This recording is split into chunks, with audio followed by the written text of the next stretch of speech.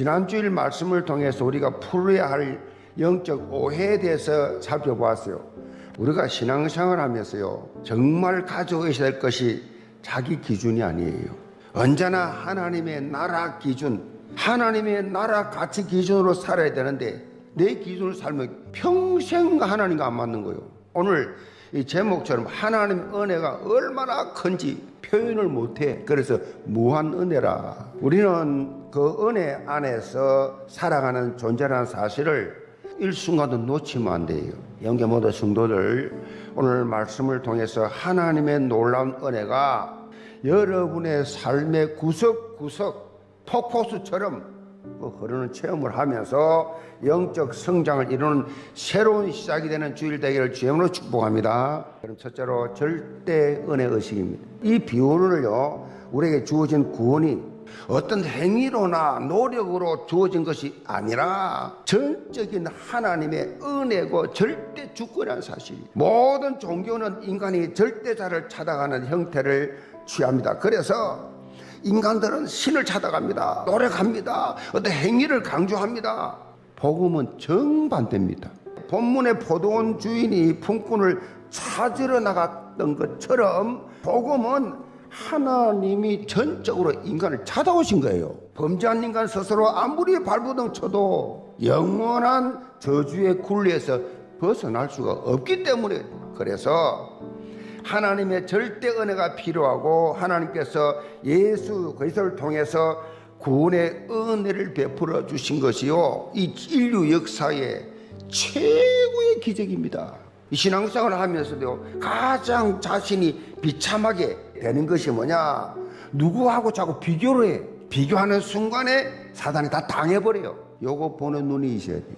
자, 여러분을 향한 하나님의 시간표는요, 각자 다 다릅니다. 구원의 시간표도 다 다르고 쓰임 받는 시간표도 다 달라요. 지금 쓰임 받는 사람도 있고, 또 지금은 쓰임 받지 않지만 나중에 또 쓰임 받을 사람도 있고, 하나님께서 다 그릇대로 준비하는 과정이. 그런데 각기 다른 시간표를 수용하지 못하고 자꾸 비교하면 그 순간 사단이 쳐놓은 원망과 불평, 올가미 속에 딱 갇히게 돼요. 영계 모든 성도들, 하나님의 절대 은혜를 체험한 존재감이 있길 바랍니다. 그 어떤 것도 누구와도 비교하지 않습니다. 하나님이 나만을 향한 사랑을 체험한 사람, 이런 사람은 어떻게 되느냐? 하나님 앞에서 최상급의 일꾼이 됩니다. 하나님께서 나를 세상에 쌓아주면 가장 유일무이한 영적 존재로 나를 만드셨다. 절대 은혜의식 속에 살아가면서 삶의 현장에서 영적 영향을 입혀나가는 그런 증거 있기를 주님으로 축복합니다.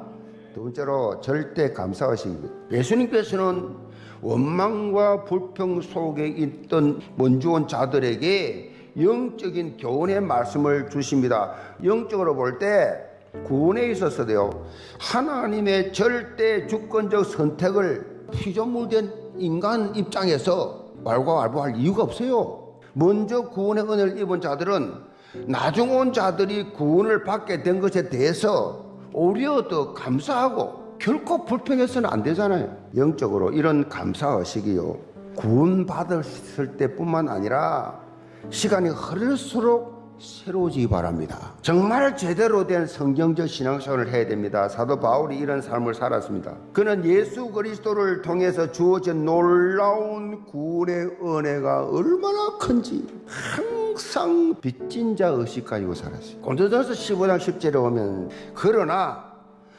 내가 나 된 것은 하나님의 은혜로 된 것이니 내게 주신 그의 은혜가 헛되지 아니하여 내가 모든 사도보다 더 많이 수고하였으나 내가 한 것이 아니요 오직 나와 함께 하신 하나님의 은혜로라. 우리가 일생 동안 어떤 모드에서 살아가느냐가 중요합니다. 불만 모드가 아니라 늘 여러분은 은혜 감사 모드 속에 사시 바랍니다. 감사와 은혜의 시각으로 바라볼 때 모두 회복이 됩니다. 영계 모든 성도들, 이런 절대 복음의 체질이 되어서 나도 살고 상대방도 살리고 그리스도의 절대 제자들 다 되시기를 주님으로 축복합니다. 오늘 말씀을 마무리하면서 하나님의 무한 은혜를 체험한 우리가 절대 은혜 의식, 절대 감사 의식 속에서 어떤 삶을 살아야 되는지에 대해서 접근하고 있습니다. 본문에 보면 해가 지기까지 포도원 주인이 이른 아침부터 6시, 9시, 12시, 3시, 5시 계속해서 품꾼들을 찾으러 다녔어요. 우리만 은혜를 받는 것이 아니라 현장의 불신 영혼들을 건져내는 것이 우리의 사명이다. 그래서 우리가 코로나19 가운데서도 방역수칙을 지키면서 온라인 새가족 초청 행사를 진행합니다. 주님 오시는 그날까지 하나님의 시간표에 따라서 우리는 계속해서 쓰임 받아야 됩니다. 영계 모든 성도들, 날마다 하나님의 절대 은혜에 감격 감사하면서 성령 충만해서 하나님 나라 확장의 산주역들 되기를 주님으로 축복합니다.